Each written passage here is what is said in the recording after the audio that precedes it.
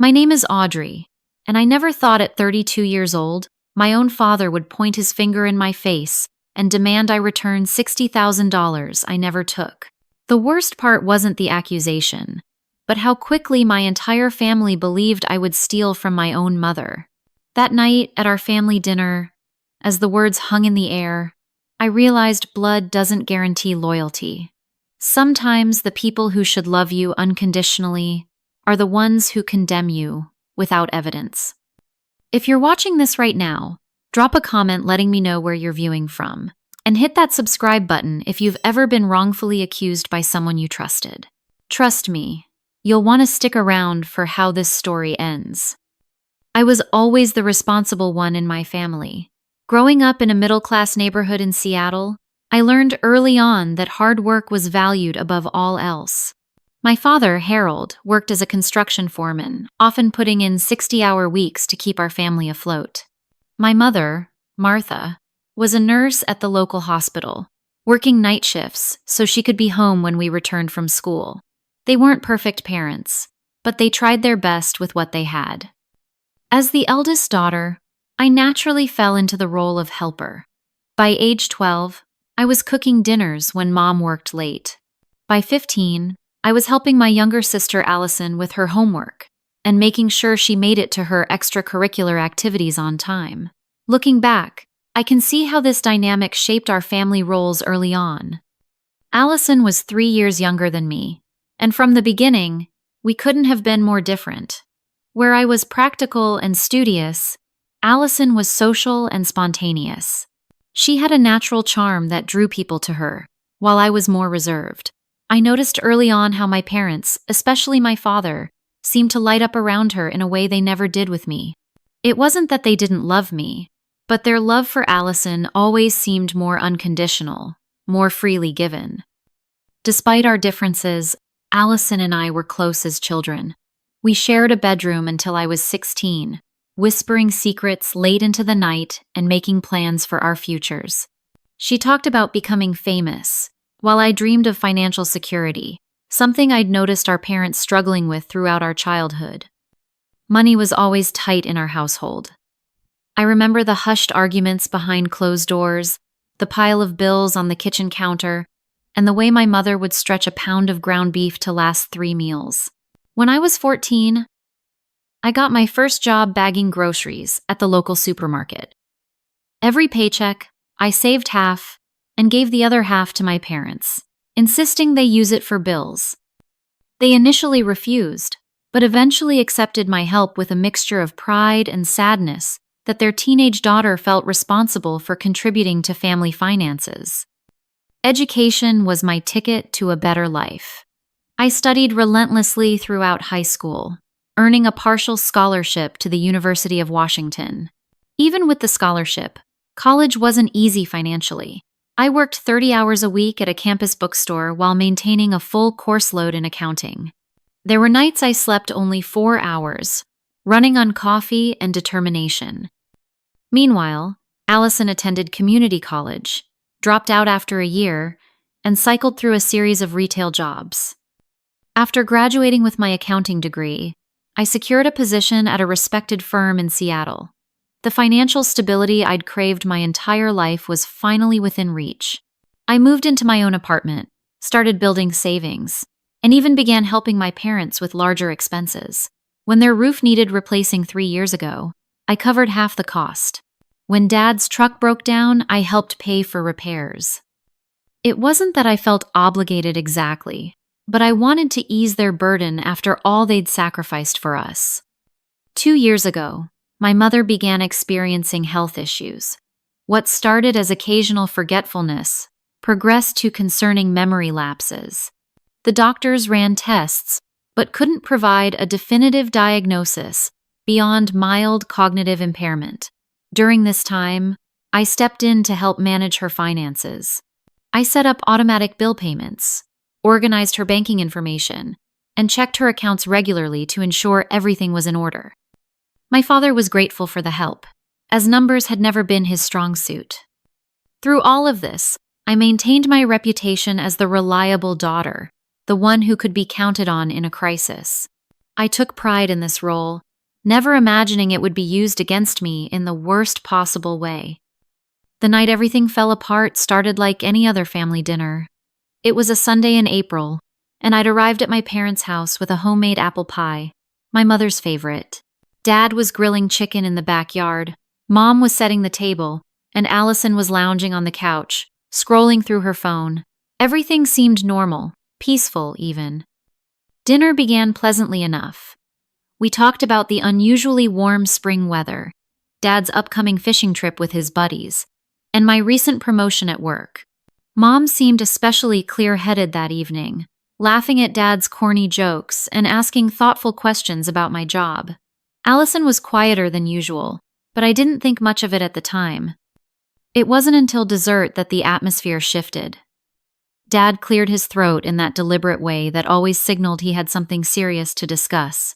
My first thought was that maybe Mom's condition had worsened, and my stomach nodded with anticipation.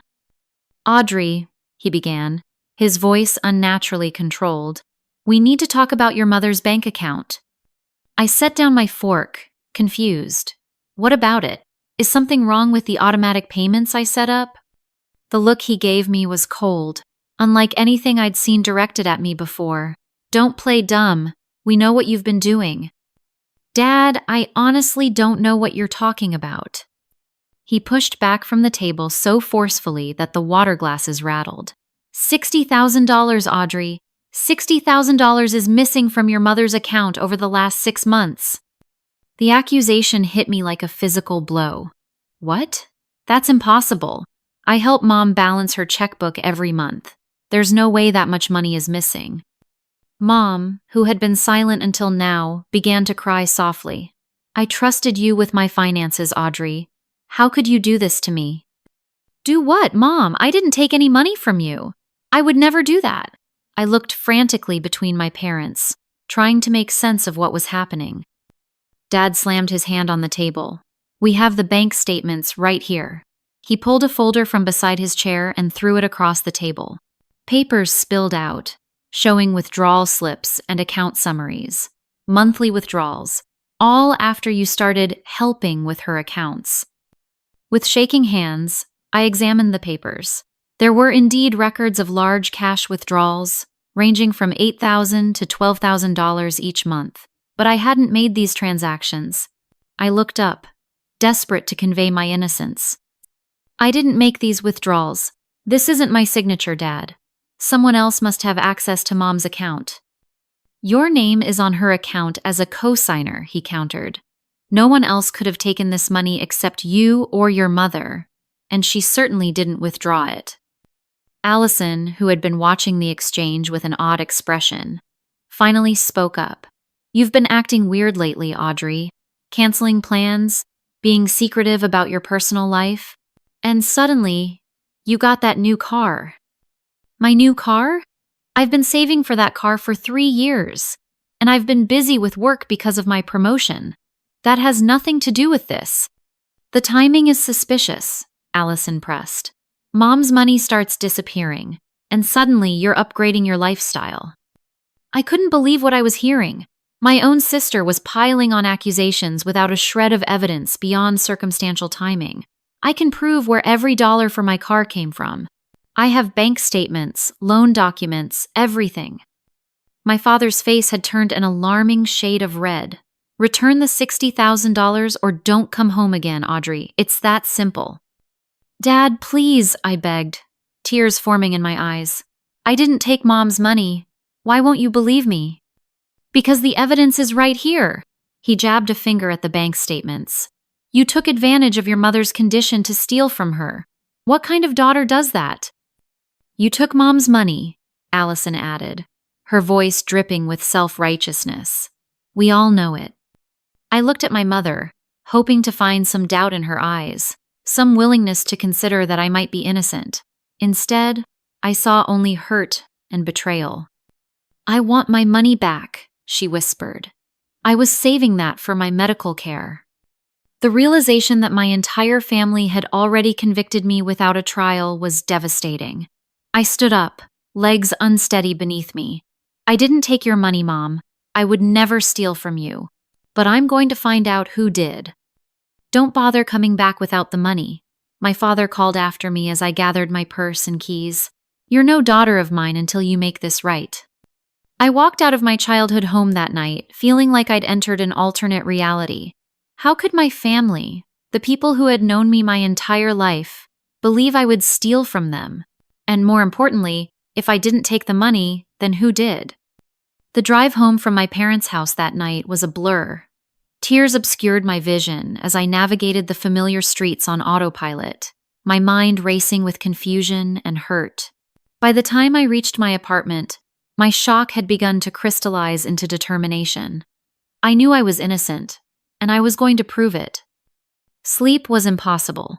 I spent the night poring over my own financial records, pulling up bank statements and credit card bills from the past 6 months. I needed to be absolutely certain there was no way the missing money had somehow ended up in my accounts by mistake. By morning, I had confirmed what I already knew. There was no mysterious $60,000 in my possession. I called in sick to work the next day, something I rarely did. This situation required my full attention. My first step was to visit my mother's bank. As a co-signer on her account, I had every legal right to request information, despite my family's accusations. The branch manager, a woman named Linda who had known my mother for years, greeted me warmly. Her friendly demeanor faltered when I explained the situation. I need to see all withdrawal records for the past 6 months on my mother's account, I told her. I'm still a legal co-signer, regardless of what's happening in our family. Linda hesitated. This is unusual, but yes, you do have the right to access these records. She typed something into her computer. I can print out the transaction history and copies of the withdrawal slips. 20 minutes later, I sat in a private consultation room with a stack of papers before me. The evidence was even more damning than I'd realized. There had been 10 separate withdrawals over 6 months, all for large, round amounts. 10,000 here, 12,000 there. Each withdrawal slip bore a signature that resembled my mother's, but something was off. I pulled out my phone and found a picture of a birthday card my mother had sent me last year. Comparing her authentic signature to those on the withdrawal slips, I could see subtle differences. The loop on the M in Martha was tighter on the real signature. The slant of her writing was more pronounced. Someone had forged her signature and done a decent but imperfect job of it. But who? The obvious answer was uncomfortable to consider. As a co-signer, I was one of only 2 people who could legally withdraw money from the account without triggering fraud alerts. The other was my mother herself, who I was certain hadn't made these withdrawals given her reaction at dinner. There was a third possibility, though. If someone had access to my mother's ID and knew enough personal information to satisfy a teller's cursory verification, they might have been able to impersonate her. And there was only one person besides me who would have such intimate knowledge of my mother's personal information, Allison. The thought made me sick to my stomach. Could my own sister be stealing from our mother and letting me take the blame? It seemed both unthinkable and, given her behavior at dinner, disturbingly possible. I needed more information. Linda, I called, returning to the manager's desk. Is there any way to know which teller processed these withdrawals, or if there's surveillance footage of the transactions? Linda frowned. The teller information is on each slip. As for footage, the bank only keeps it for 90 days for security purposes. This meant I could potentially access footage for the most recent withdrawals, but not the earlier ones. It was a start. I'd like to request the available footage for these dates, I said, pointing to the 3 most recent withdrawal slips. I believe someone is impersonating either me or my mother. This is becoming a serious matter, Linda said. If you're alleging fraud, we should involve our security team. Not yet, I replied quickly. I need to gather more evidence first. This is a family matter, and I want to handle it carefully. Linda reluctantly agreed to my request, promising to have the security team pull the available footage and contact me when it was ready. My next step was to call my friend Jessica, who worked as a financial crimes analyst at a different bank. We met for coffee that afternoon, and I laid out the entire situation. "This is definitely identity theft," Jessica said after examining copies of the withdrawal slips I'd obtained. "The question is, who's doing it?" "I think it might be my sister," I admitted, the words painful to say aloud, but I need more evidence before I make that accusation to my parents. They already don't believe me. Jessica nodded sympathetically. "Follow the money. Whoever took $60,000 either spent it on something significant or deposited it somewhere. Look for changes in your sister's lifestyle, major purchases, new accounts." It was solid advice. I spent the next few days discreetly investigating Allison's recent activities. Through social media, I noticed she'd posted photos of a new designer purse, expensive restaurant meals, and a weekend trip to Vegas 2 months ago that I hadn't heard about. None of these things were smoking guns on their own, but collectively they suggested a level of spending that didn't align with her job as a retail manager. I also remembered something odd. 6 months ago, around when the withdrawals began, Allison had introduced the family to her new boyfriend, Tyler. I'd only met him twice, finding him charming but somewhat evasive about his work and background. Could he be involved somehow? A quick internet search revealed that Tyler had a LinkedIn profile listing him as a financial consultant, but with no specific company mentioned.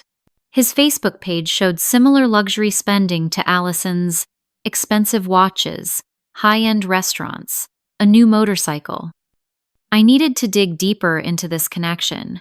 Using a mutual friend as an excuse, I invited Allison to lunch, hoping to gather more information without revealing my suspicions. She accepted surprisingly quickly, perhaps seeing an opportunity to continue portraying me as the villain in the family drama. We met at a casual restaurant downtown. Allison arrived 20 minutes late, dressed in clothes that I recognized as being well beyond her normal budget. "Nice blouse," I commented casually. "Is it new?" "Yeah," she said with a dismissive shrug. "Just a little something I picked up last week." I recognized the brand, having browsed the same store recently. The blouse would have cost at least $300. Things must be going well at the store. "They're fine." She changed the subject quickly. "Have you returned Mom's money yet?" I maintained my composure with effort. "Allison, I didn't take Mom's money. I'm trying to figure out what really happened." She rolled her eyes. "Give it up, Audrey. The evidence is clear. Just admit what you did, return the money, and maybe the family can start to heal." Throughout lunch, I noticed how Allison deflected questions about her finances and Tyler, while continuing to press me about the missing money. Her phone buzzed constantly with texts, which she checked anxiously. When I casually asked if it was Tyler texting, her reaction was defensive and guarded. After lunch, my suspicions had only grown stronger. On an impulse, I drove past Allison's apartment building. In the parking lot, I spotted Tyler's motorcycle, and beside it, a brand new SUV that I hadn't seen before. It was exactly the kind of vehicle Allison had talked about wanting for years. The pieces were starting to fit together, but I still needed hard evidence. The bank called the next day to inform me that the security footage was ready. With growing anticipation and dread, I went to view it. The bank's security room was small and windowless, with several monitors displaying different camera angles of the branch. Linda and a security officer named Steve sat with me as they queued up the footage from the dates I'd requested. "We've located 3 separate videos that match the withdrawal dates you specified," Steve explained. "The camera angle gives a clear view of the teller window." The first video began to play. My heart raced as I watched the time stamp in the corner, knowing this would be the moment of truth. A woman approached the teller window, her back to the camera. She wore a hat and sunglasses, but her build and height were unmistakable. "That's my sister," I whispered, a mixture of vindication and heartbreak washing over me. The footage showed Allison presenting ID to the teller, engaging in casual conversation, and then receiving a large amount of cash. She signed the withdrawal slip with practiced ease, making it look natural. The second and third videos showed similar scenes, though in one, Tyler waited nearby, casually browsing a pamphlet stand while Allison conducted the transaction. "Would it be possible to get copies of these videos?" I asked. Steve nodded. "We can provide them since you're a co-signer on the account. But Miss Wilson, this appears to be fraud. The bank will need to open an investigation." "I understand," I said. "But please give me a few days before you make it official. This is my family, and I need to handle it carefully." With copies of the footage and transaction records in hand, I had solid evidence of who had been stealing from my mother's account, but something still didn't make sense. Why would Allison need $60,000? Even with her spending habits, that was an enormous sum. My investigation deepened as I began looking more closely at my sister's life. Through a mutual friend who worked at Allison's store, I learned that she had been having problems at work, nearly fired twice for cash register discrepancies. More concerning, there were rumors that she often disappeared on her breaks to place bets with a bookie who operated near the mall. A gambling problem would explain the need for large sums of cash, but I needed more concrete evidence before confronting my family. I decided to take a risk. Using the spare key to Allison's apartment that I'd kept for emergencies, I let myself in while I knew she was at work. I felt terrible violating her privacy this way, but the stakes were too high to worry about niceties. Inside, I found evidence that confirmed my worst fears. Hidden in her desk drawer were multiple overdue notices from credit card companies, a letter from a payday loan company threatening collections, and most damning of all, handwritten IOUs to someone named Vince, totaling over $30,000. There were also brochures for casinos in Las Vegas and receipts from online gambling sites. As I continued searching, I found something even more disturbing. In Allison's nightstand was a small notebook containing what appeared to be practice versions of our mother's signature. Page after page showed attempts to perfect the forgery, with notes in the margins about specific letter formations. But the most heartbreaking discovery came when I found a folder labeled Mom's Medical tucked beneath Allison's mattress. Inside were medical reports that I'd never seen before, including a neurologist's assessment from 3 months ago that clearly stated my mother was showing early signs of dementia. The doctor had recommended follow-up appointments and possible medication, but to my knowledge, none of this had happened. My family had been hiding my mother's condition from me. Perhaps they thought I already had too much on my plate, or maybe they were in denial themselves. Whatever the reason, this information put the missing money in a new light. The $60,000 my mother mentioned saving for medical care would likely be essential for her treatment going forward. As I was about to leave, I noticed Allison's phone on the counter. She must have forgotten it in her rush to work. On impulse, I picked it up. To my surprise, it wasn't locked. I quickly checked her text messages, finding a lengthy thread between her and Tyler discussing money, my mother's account, and most incriminating, messages about making sure Audrey takes the fall if anything goes wrong. I took photos of everything I'd found with my own phone, ensuring I had digital evidence that couldn't be easily destroyed. As I was finishing, I heard a key in the lock. Panicking, I slipped into the hallway closet just as Allison and Tyler entered the apartment. "I can't believe I forgot my phone," Allison was saying. "Vince has been blowing it up all day. He says if we don't get him the money by Friday, he's coming after you." "Relax," Tyler replied. "We've got it covered. One more withdrawal from your mom's account should take care of it." "We can't," Allison said, her voice tight with stress. "Audrey's been to the bank asking questions. They might be watching the account now." "Then we need to make sure the blame stays firmly on her," Tyler insisted. "Your parents already believe she took the money. We just need to keep it that way until we can figure out how to pay Vince." "And what about Mom's treatments?" Allison asked, a rare note of guilt in her voice. "Your dad's got that construction company pension," Tyler said dismissively. "They'll manage. Right now, we need to worry about ourselves." I remained frozen in the closet, hardly daring to breathe, as they retrieved Allison's phone and left. Once I was sure they were gone, I slipped out of the apartment, my mind reeling from what I'd overheard. The truth was now painfully clear. My sister and her boyfriend had stolen $60,000 from our mother, money intended for her medical care, to pay gambling debts. And they had deliberately set me up to take the blame. What hurt even more was realizing my parents had kept my mother's worsening condition from me. Despite all I'd done to help them over the years, they still didn't trust me with the truth about her health. I drove home in a daze, overwhelmed by the layers of betrayal. My family was in deeper trouble than I'd imagined, and fixing it would require more than just exposing Allison's theft.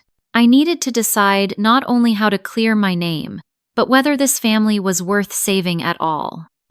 Armed with evidence and a growing sense of resolve, I decided to approach my parents directly. Perhaps seeing proof of Allison's deception would open their eyes to the truth. I called ahead to make sure they would both be home and that Allison wouldn't be there. My father answered the door with a cold expression that softened slightly when he saw my serious demeanor. "Have you brought the money back?" he asked, his voice gruff but lacking the anger from our last encounter. "No, Dad. I've brought the truth. Can we talk inside?" He hesitated, then stepped aside to let me in.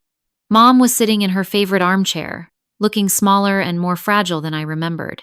Her eyes lit up briefly when she saw me, then clouded with confusion.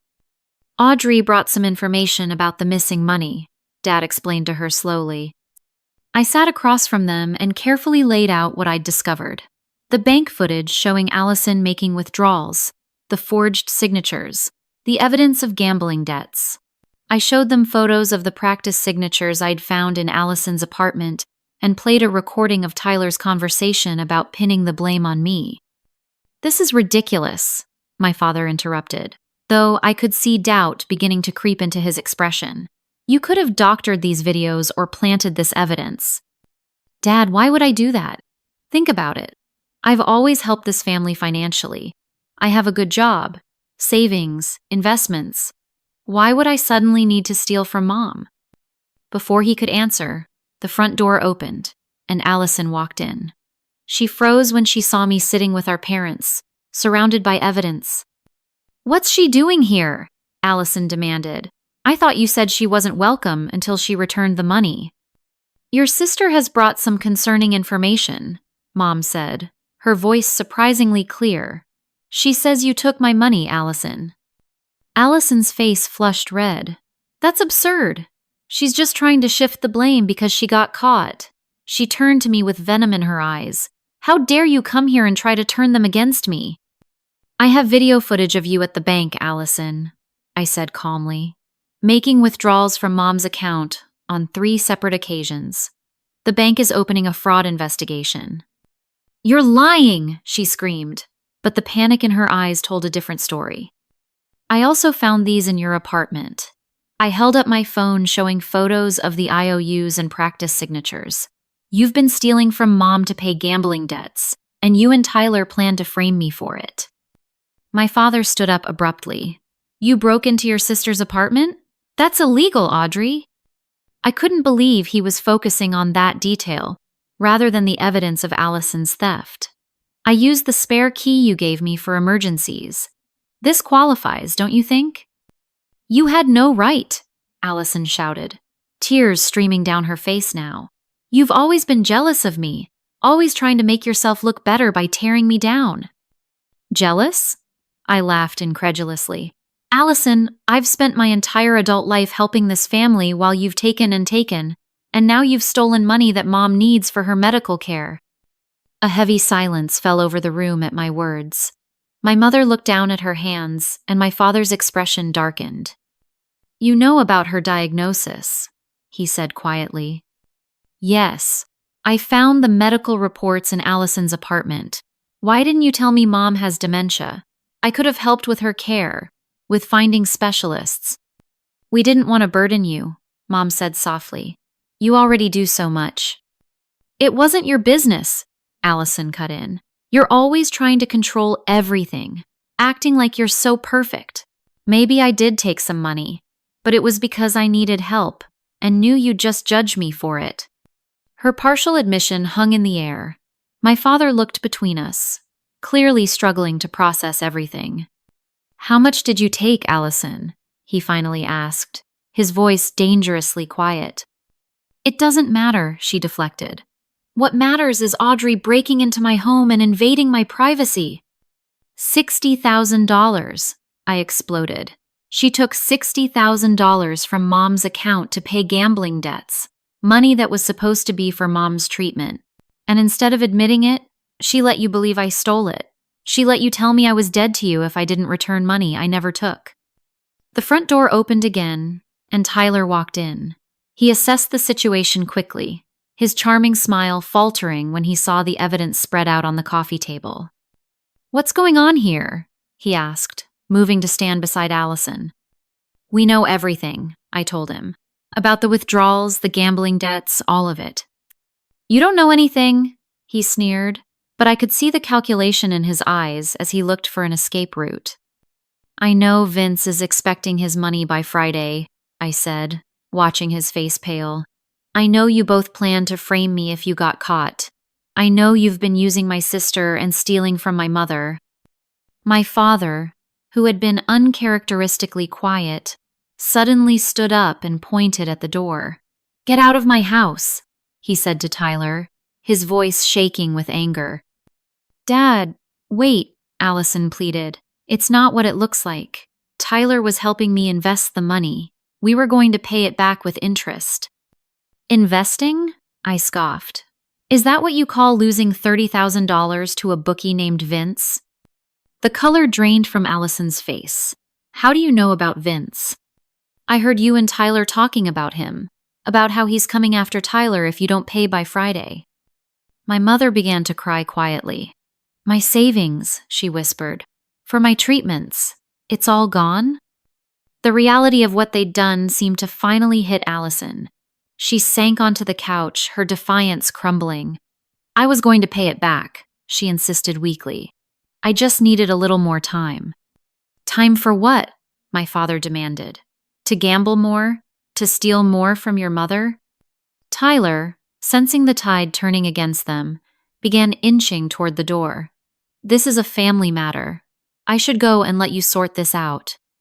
Don't you dare leave, my father growled. You helped my daughter steal from her sick mother. You're not going anywhere except to the police station. Police?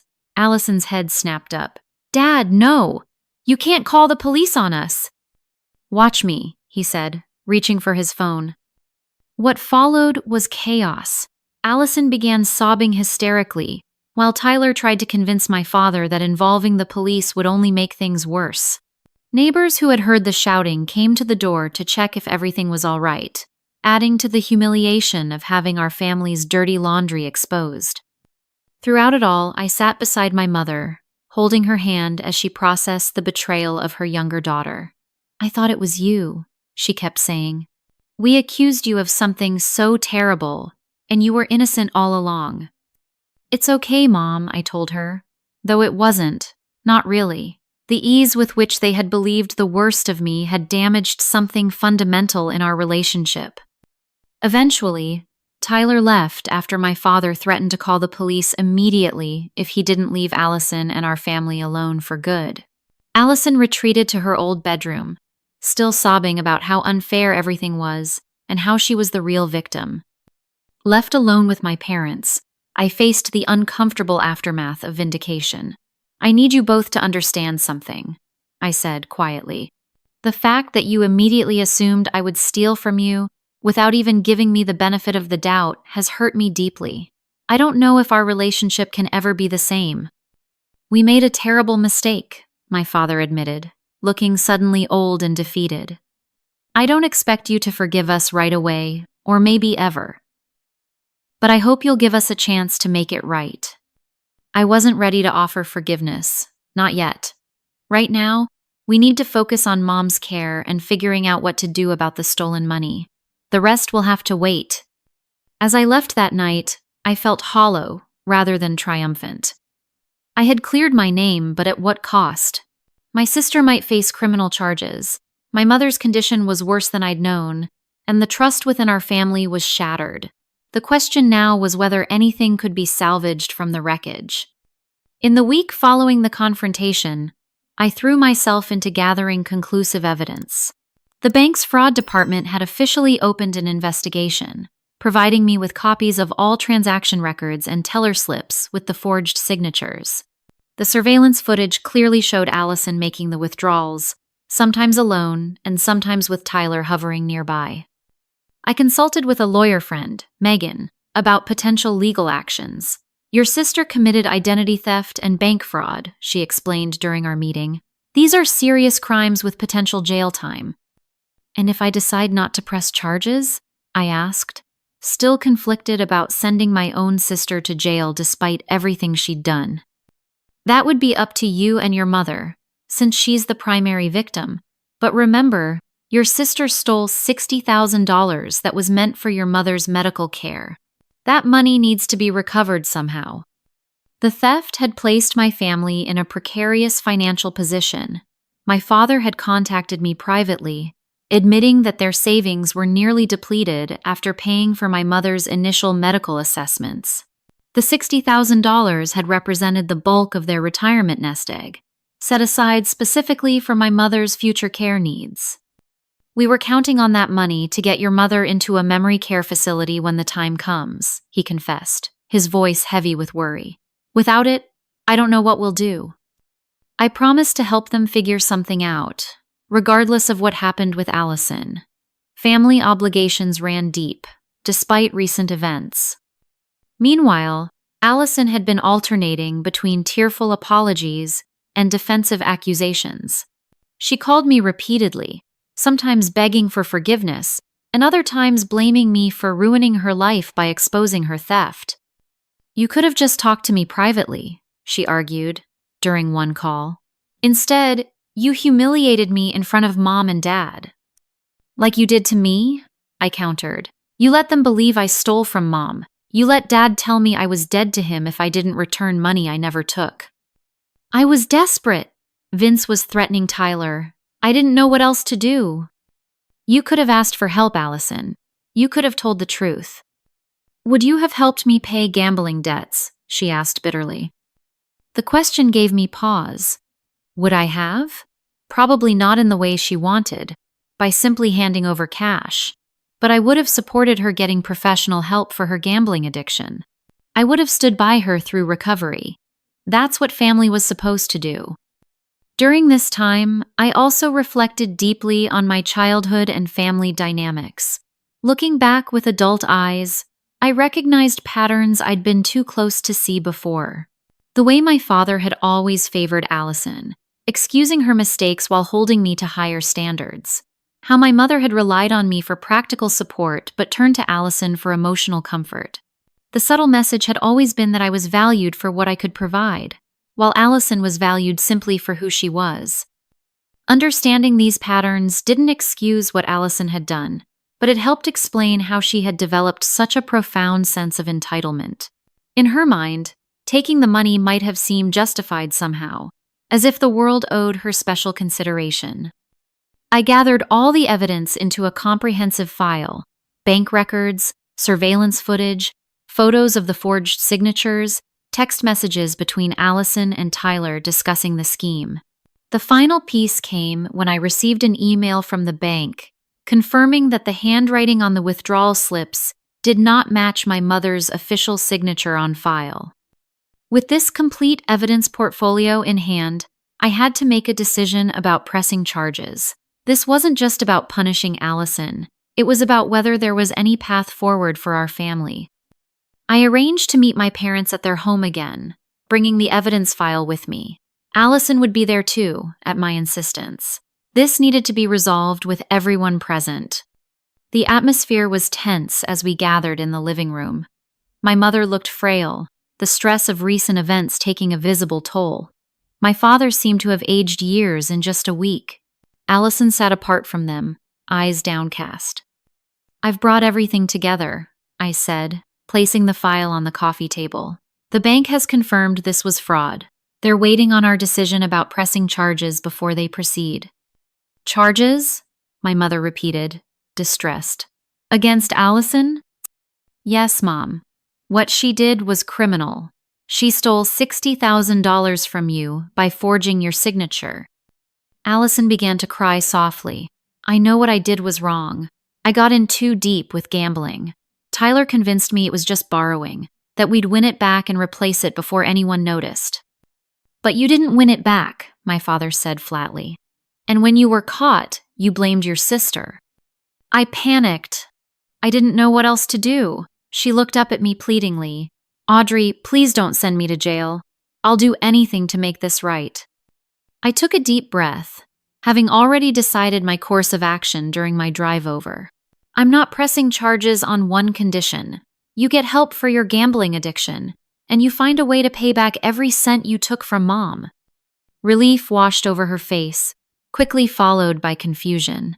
How am I supposed to pay back that much money? I don't have it. You'll figure it out, I said firmly. Get a second job. Sell your designer clothes and that new SUV. Ask Tyler to contribute, since he was part of this too. I don't care how you do it, but Mom needs that money for her care.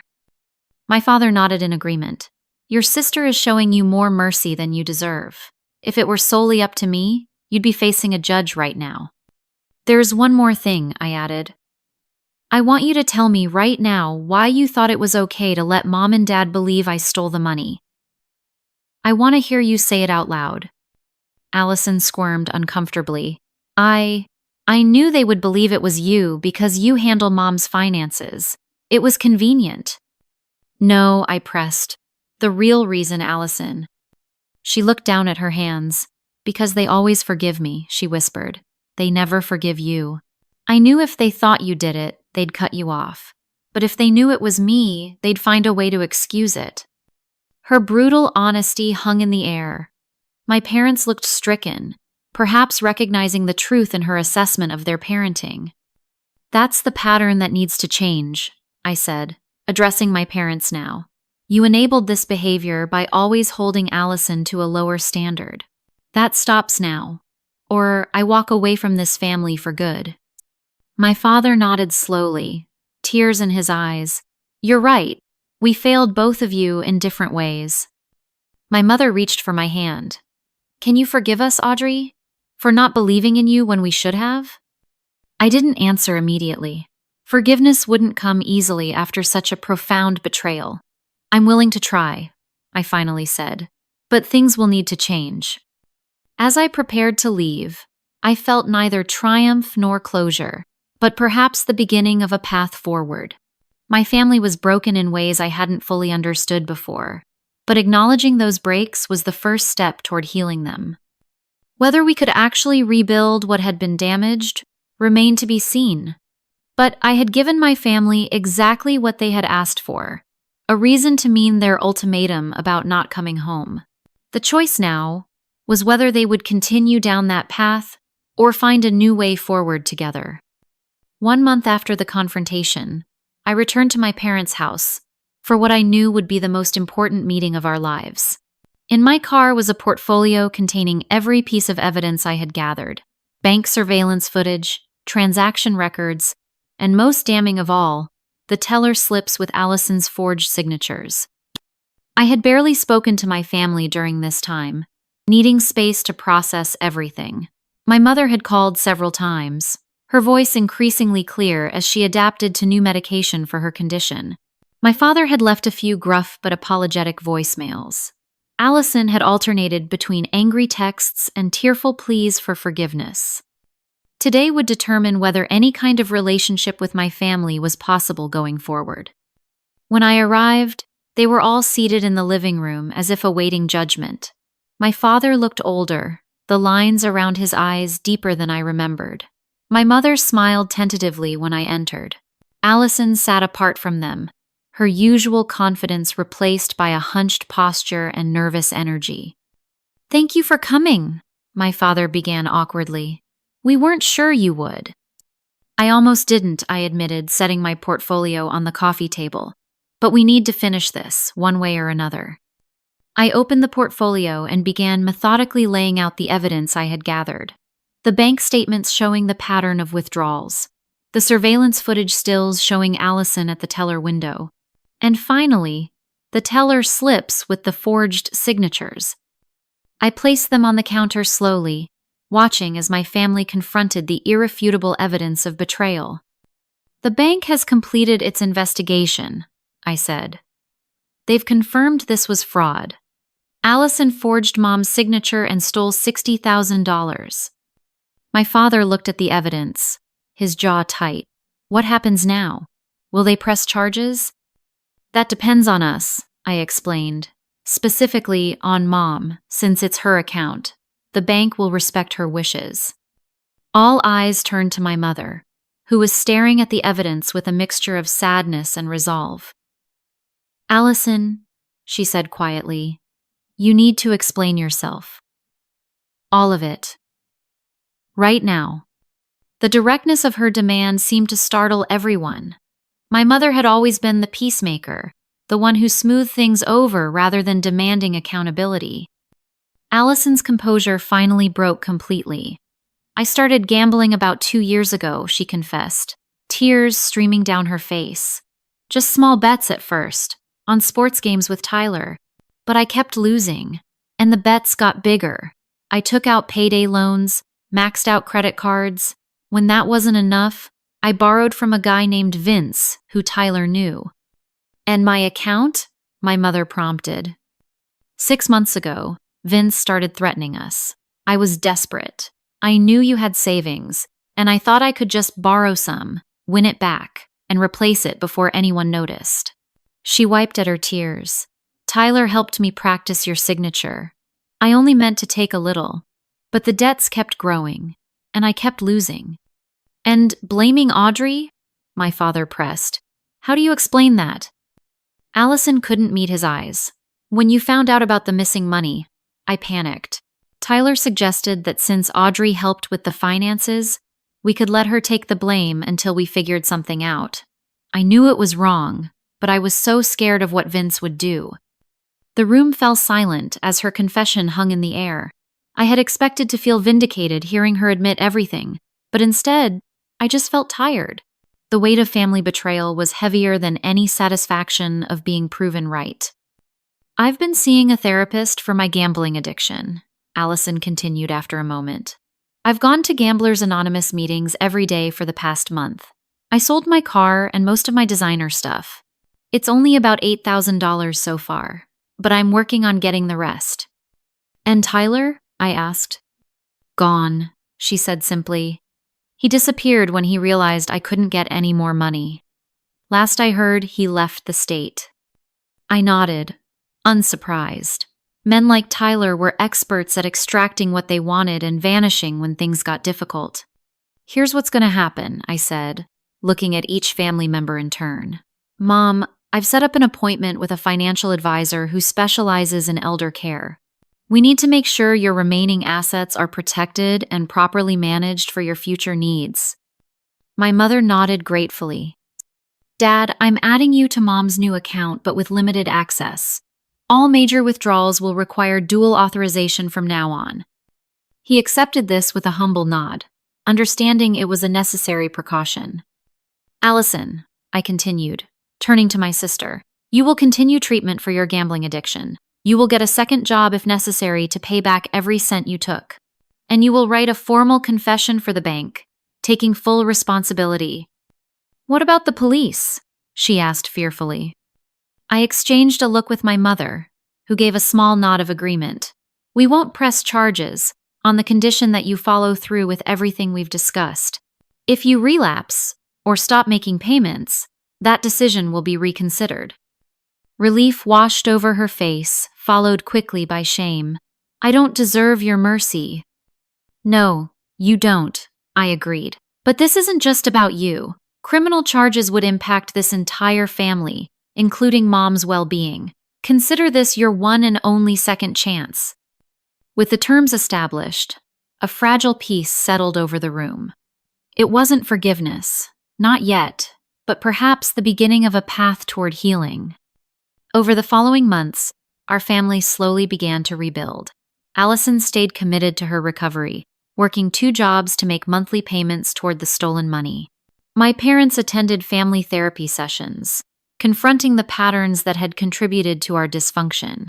My mother's medication helped stabilize her condition, giving us precious time to strengthen our relationships before her illness progressed further. As for me, I maintained a careful distance while remaining involved in my mother's care. Trust, once broken, couldn't be instantly restored. But I found that helping my family navigate this crisis had given me a new perspective on my own worth. I was more than the reliable daughter, the financial provider, the responsible one. I was a woman who stood up for truth, who refused to accept blame for something I hadn't done, who demanded respect rather than settling for less. 6 months after that final confrontation, my mother called to invite me to Sunday dinner. "Just us this time," she assured me. "Your father and I want to talk to you." I accepted cautiously, unsure what to expect. When I arrived, the house smelled of pot roast, my favorite childhood meal. My parents welcomed me with a warmth that felt genuine rather than performative. After dinner, my father cleared his throat. "We've been doing a lot of thinking, and a lot of talking in therapy," he began, "about how we failed you. Not just during this incident with Allison, but throughout your life." My mother took over. "We put so much pressure on you to be the responsible one, the helper. We took your support for granted while making excuses for your sister. It wasn't fair, and we're deeply sorry." "We're proud of you, Audrey," my father added, his voice thick with emotion. "Not just for what you do for this family, but for who you are, for your integrity, for standing up for yourself when we should have stood up for you." Their words touched something deep within me, a wound I hadn't realized was still so raw. For the first time since this ordeal began, I allowed myself to cry in front of them. "I needed to hear that," I admitted. "For so long, I felt like my value to this family was tied to what I could provide, not who I am." "That's on us," my mother said, taking my hand. "And we want to change that, if you'll give us the chance." It wasn't an instant fix. True reconciliation would take time, consistent effort, and fundamental changes in how we related to each other. But sitting there with my parents, I felt something I hadn't expected to feel again: hope for our family's future. Allison and I were working on our relationship separately, with the help of a family therapist. It was a slower process, the betrayal having cut deeper. But we were making progress, one difficult conversation at a time. When my father had issued that ultimatum months ago, demanding I return money I hadn't taken or never come home again, I could never have imagined where it would lead. By refusing to accept false blame, by investigating the truth, and by standing firm in my innocence, I had given them exactly what they asked for, a reason to mean it. And in doing so, I had forced a reckoning that our family desperately needed. Sometimes families break before they can heal properly. Sometimes the most loving thing you can do is refuse to participate in comfortable lies. And sometimes, standing in your truth is the only way to build relationships worth having. What would you have done in my situation? Would you have fought to clear your name? Or might you have walked away from a family that was so quick to believe the worst about you?